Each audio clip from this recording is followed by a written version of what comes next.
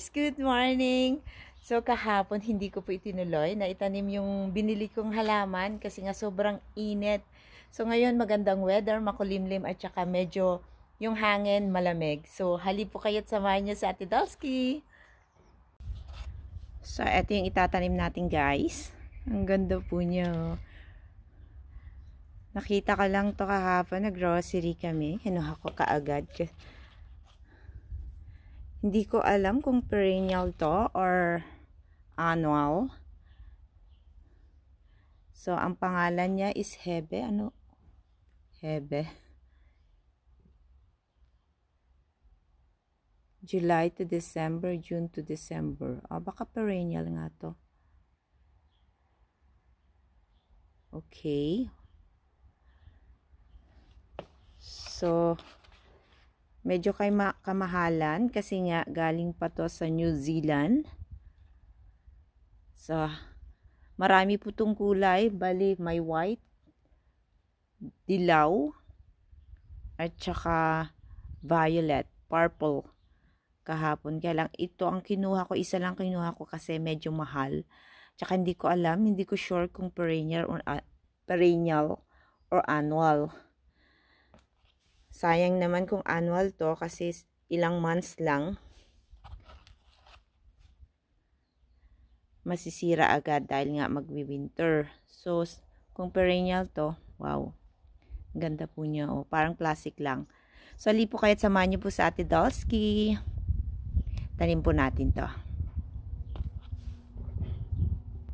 Ay, meron din po akong binili kanina. Ito yung solar lights, ilalagay ko sa bagong bed to. Yung bagong bed na ginawa ko sa mga nakakapanood sa mga videos ko. Ito ilalagay ko, mga solar lights. Kagaya po neto, yung mga lights na ganyan paggabi, maganda po siyang tignan. Ito. Tsaka, ayan, yung mga solar lights dito sa garden.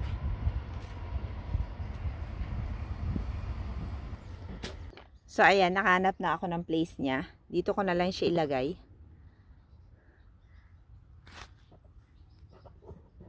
So, tanim na lang natin.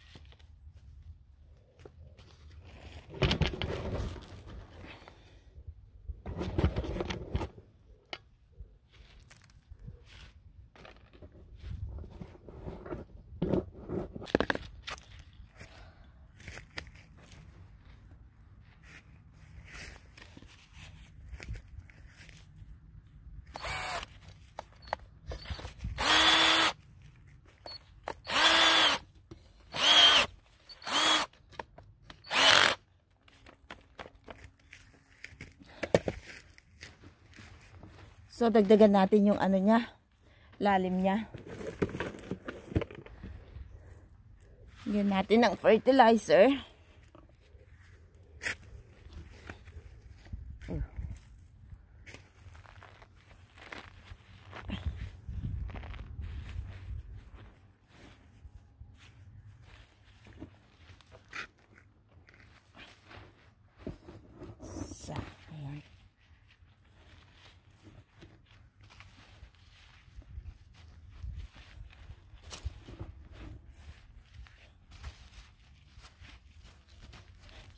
So, wish me luck guys na sana to mag-perform ng maganda. Uy.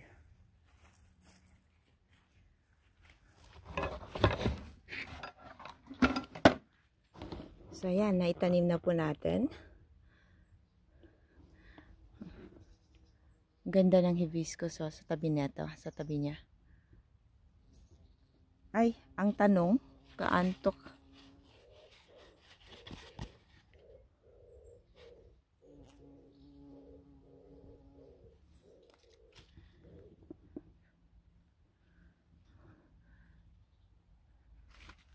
So, ang dami rin yung bulaklak, oh.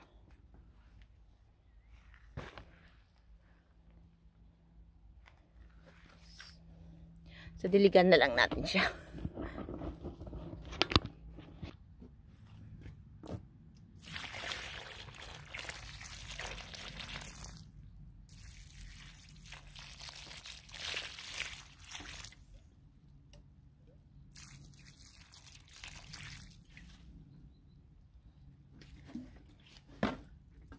Pakita ko yung ampalaya ko.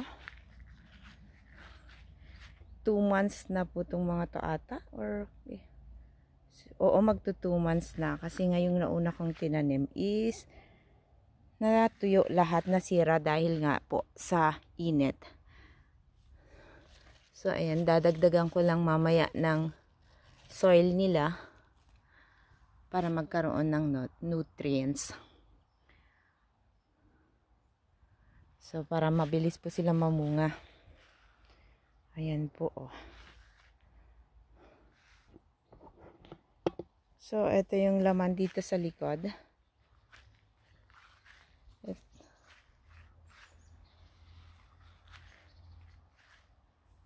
Ayan, may bagong highlights.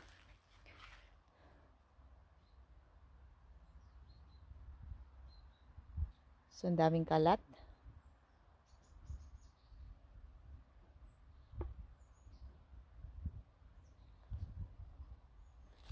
So, ito, oh. Umulan lang. Ayan na naman, oh. Kinain na naman ng slugs yung dahon nila. Kakainis.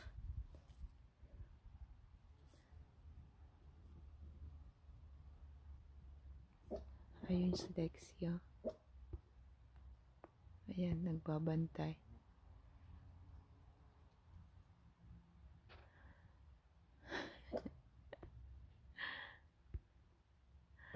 Yeah, good. Ayaw niya ng camera. At eto yung grapes ko. Ayan, oh. Hinug na po sila. Tinikman ko siya kahapon. Matamis.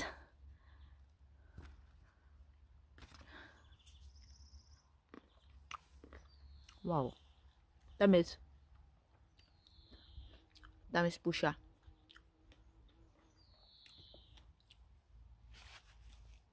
Ayun, oh.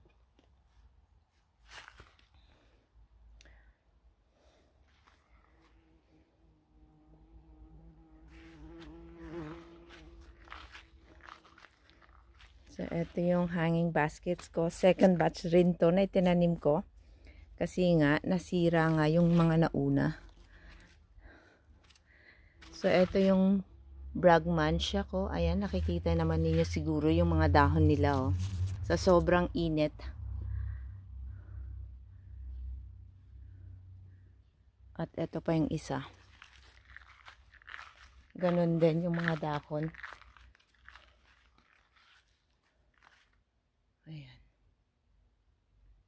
Sana mamulaklak to this year para makita naman kung ano yung bulaklak niya. Bragmansia po to. So, hindi po kayo tilagayin po natin yung mga solar lights sa kabilang beds.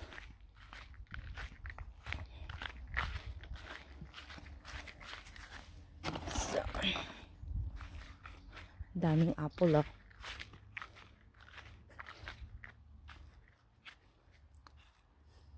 Ayan, oh. Daming bunga. Nalalaglag lang, sayang. Ayun no. Nalalaglag lang sila.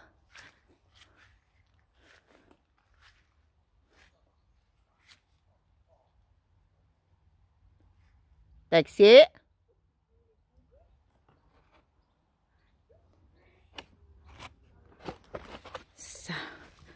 Dito po natin ilalagay itong mga lights. Hanggang dun. So, 4 lang na piraso to, kaya dadagdagan ko pa. Dexy! Si Dexy.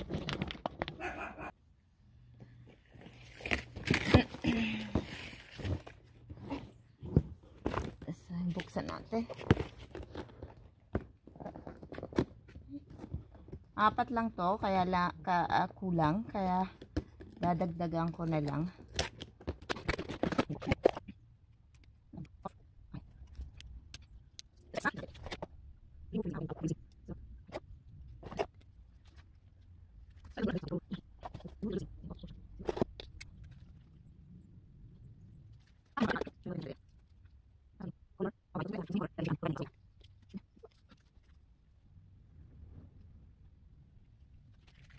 So, ayan, nalagay na po natin sila.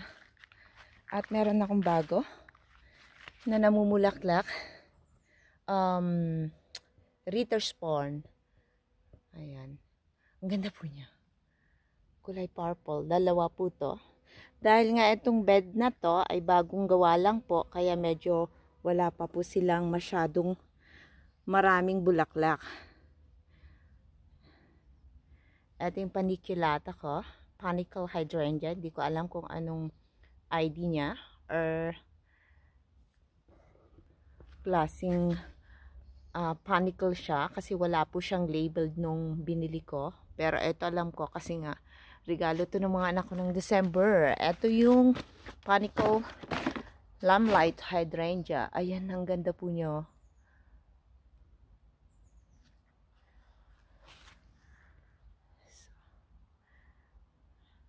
Pag nagregalo sa akin ng mga anak ko ngayon, puro halaman na. So, at eto rin, yung banana ko. Malaki na po siya.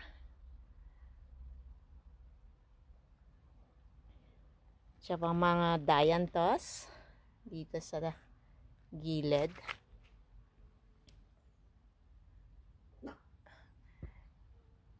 Eto, na kita ko na to sa Google kung anong pangalan niya, kung anong varieties to, kaya lang nakalimutan ko na ulit.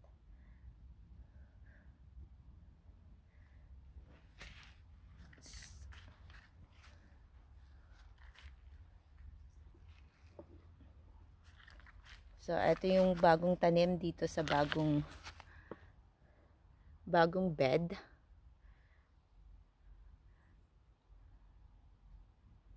Lahat po to bago. Ayun no, meron akong upo na tanim. Ayan. From America. Galing po yan sa kapatid ko. Pumunta kasi yung anak ko nung bakasyon nila. At marami po siyang dalang mga seeds. Yung saluyot, hindi ko siya itinanim. Kasi hindi ko alam kung saan ko itatanim. Pero maybe next year, makakahanap ako ng place po niya. Marami na akong place, kaya lang walang time. Yun ang problema sa akin. So, ayan, meron pang isang,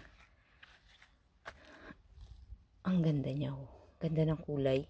Pink, yellow, uy, 3 kulay, at saka cream. Ayan, oh. Di ba ang ganda? Ba't 3 ang kulay nito? Ang ganda po niya at ang bango.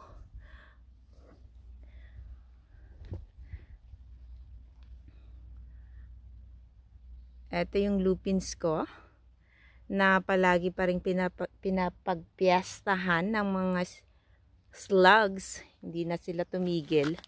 Kawawa naman sila, oh. Nakikibaka sa slugs.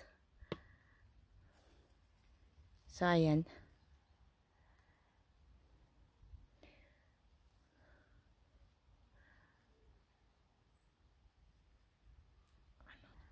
So, yung plums, marami rin bunga. Ayan po. Green pa lang. Pero matamis po to.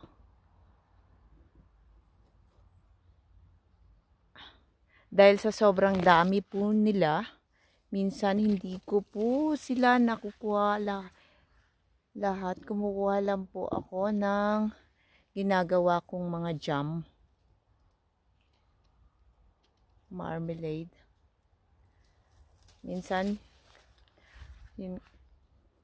binibigyan ko mo yung mga ka-workmate ko, kaso wala din po akong time para manungkit or mag-harvest. Pero dito sa apple, karamihan binibigyan ko yung sa mga madre dun sa work ko. Ayan no, ang dami.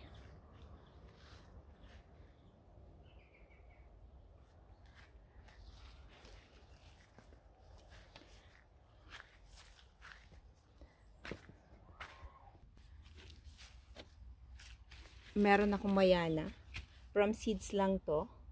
So, itanim din natin.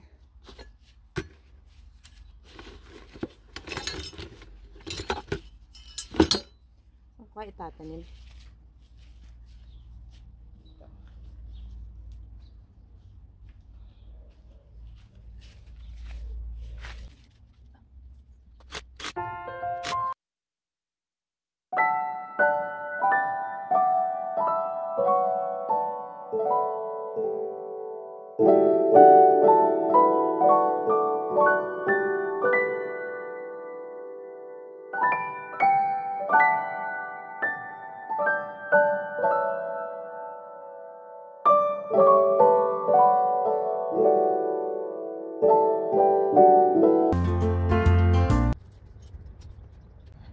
So, ayan lamang po.